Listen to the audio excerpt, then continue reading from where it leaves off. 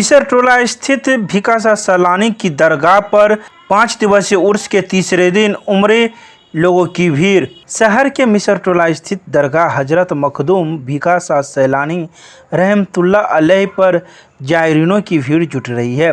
बता दें कि 373वें उर्स का शुभारंभ बुधवार को कुरान पाक की तिलावत से हुआ। तिलावत के बाद मौलाना अरमान हुसैन मुबारक की और मौलाना वसीरुल हुदा ने दुआ की। मान्यता है कि सूफी संत हजरत भिकासा सैलानी सभी की मुरादें पूरी करते हैं, इसलिए उनके उर्स के मौके पर दूर दराज से लोग पहुंचते हैं। वहीं शुक्रवार को दूर देहात से बड़ी संख्या में लोग मुरादें लेकर उनके दरवाजे पर हाजिर हुए। कुछ लोगों ने मन्नत मांगी और कुछ लोगों ने मन्नत पूरी होने पर चादर पोशी की। मज़ार पर दुआ मांगने के लिए देर शाम तक अकीकतमंदों का आना जाना लगा रहा। खादिमे दरगाह शाह मोहम्मद शमीम ने कहा कि वैसे तो मज़ार पर प्रत्येक दिन लोग दुआ मांगने आते हैं, लेकिन 5 दिवसीय इस उर्स में पूरे मिथिला के अलावा नेपाल एवं अन्य राज्यों से भी बड़ी संख्या में लोग पहुंचते हैं। उन्होंने कहा कि लोग यहां कई प्रकार की मन्नतें और परेशानियों को लेकर आते हैं।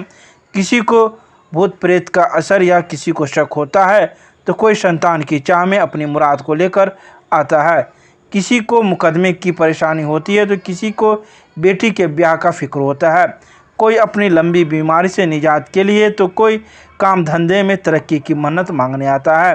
खादिम शाह शमीम ने कहा कि इस स्थान पर यह विशेषता है कि सन 1988 में भूकंप में भी मज़ार का बाल बांका नहीं हुआ।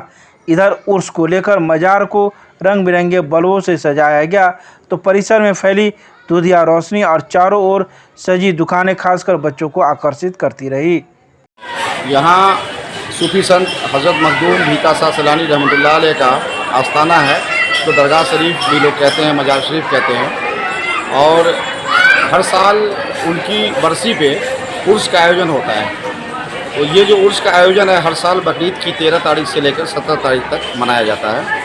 उनके मानने वाले लोग, अकीदतमंद लोग यहाँ आते हैं, सुबह से लेकर शाम तक देर रात तक चादरपोशी करते हैं, गुलपोशी करते हैं, न्याज़ फातिहा कराते हैं और अपनी मुरादों की मन्नत मांगते हैं। इस साल भी ये आयोजन बड़े धूमधाम से किया गया है।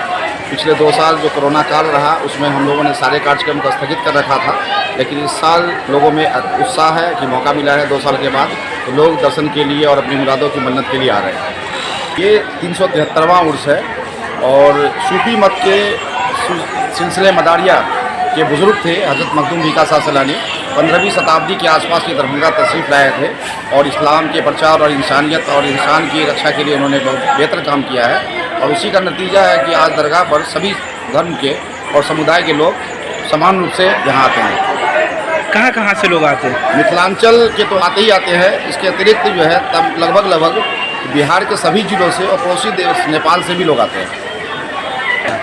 खासियत ये है कि लोग जो परेशान हाल है, लोग किसी की बेटी की शादी में विलम्ब हो रहा है, किसी की बीमारी असाध्य रोग से पीड़ित है और किसी की बहुत डिफरेंट अलग अलग तरह की जो समस्याएं हैं, तो उन सब समस्याओं को लेकर के लोग यहाँ पर आते हैं और उनकी एक आस्था है कि हम बाबा के दरबार में हम अपनी समस्या को कहेंगे तो बाबा जो है ईश्वर से जो अल्लाह है उनसे हमारी जो इनकी पैरवी होगी और हमारे मुरादों की पैरवी होगी तो पूर्ति हो जाएगी और होती भी है। और उसी का नतीजा है कि लोग अगले वर्ष फिर आकर के उस मन्नत को पूरा करते हैं। मन्नत लोग मानते हैं जैसे कि हमारी मुराद पूरी हो गई तो हम चादर चढ़ाएँगे, हम फूल चढ़ाएँगे, तो इस तरह की लोग आस्था है लोगों में और उसकी पूर्ति के बाद लोग आते हैं। क्या नाम हुआ आपका? शाह मोहम्मद शमीम, खादिमे दरगाह।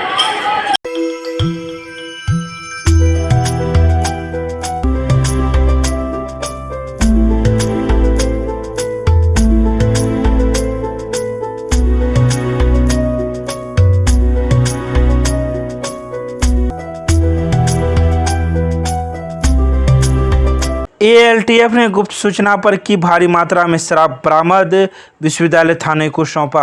ALTF को यह गुप्त सूचना मिली थी कि विश्वविद्यालय थाना क्षेत्र के रैक पॉइंट के पास भारी मात्रा में नेपाल निर्मित सोफिया शराब रखा हुआ है। इसी सूचना के आधार पर ALTF ने छापेमारी की, जहां उसने एक बोरे में 150 पीस नेपाल निर्मित सोफिया शराब बरामद की। सभी शराब को विश्वविद्यालय थाना पुलिस के हवाले कर दिया।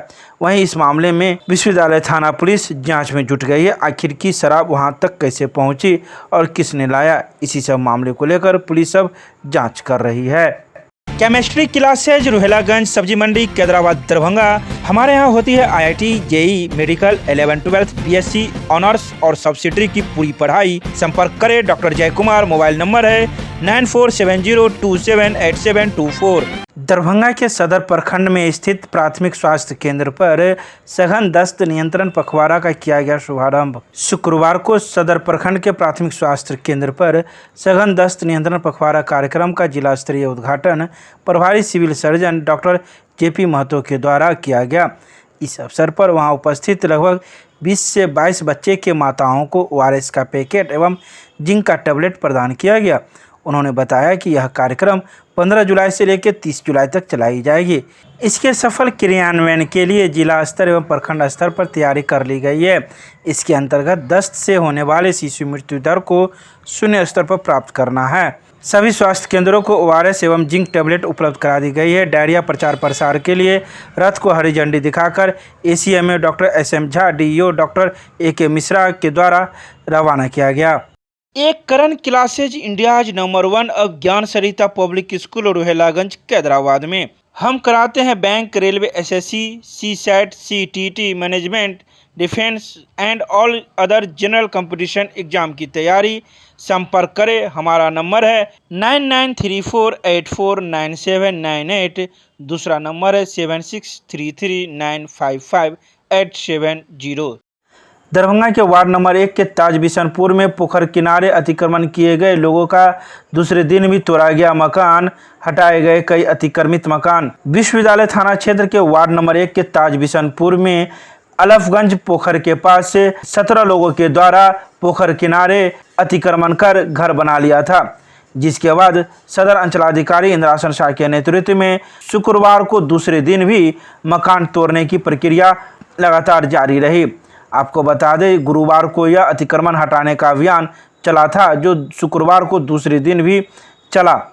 वहीं 17 लोगों ने इस जगह पर अतिक्रमित कर लिया था और बढ़ा कर अपने मकान बना लिए थे, जिसके बाद विश्वविद्यालय थाना पुलिस के सहयोग से सदर अंचलाधिकारी के द्वारा इस जगह को अतिक्रमण मुक्त कराया गया। गौरतलब है कि इसमें एक पूर्व पार्षद का भी मकान शामिल था, उस मकान को भी तोड़ दिया गया। थे नहीं, हम तो डीजे से रहते थे, हमको इसके बारे में कोई जानकारी नहीं, मकान के बारे में कि क्या है नहीं है, जानकारी हो तब ना। हमारे भाई साहब थे, वो नेता थे, तो अपना बना ही 2 साल हो गया। अच्छा, तो बाद घर पकड़े हुए यहाँ रहने लगे। हाँ, आपको इसके बारे में कोई जानकारी नहीं था? कोई जानकारी।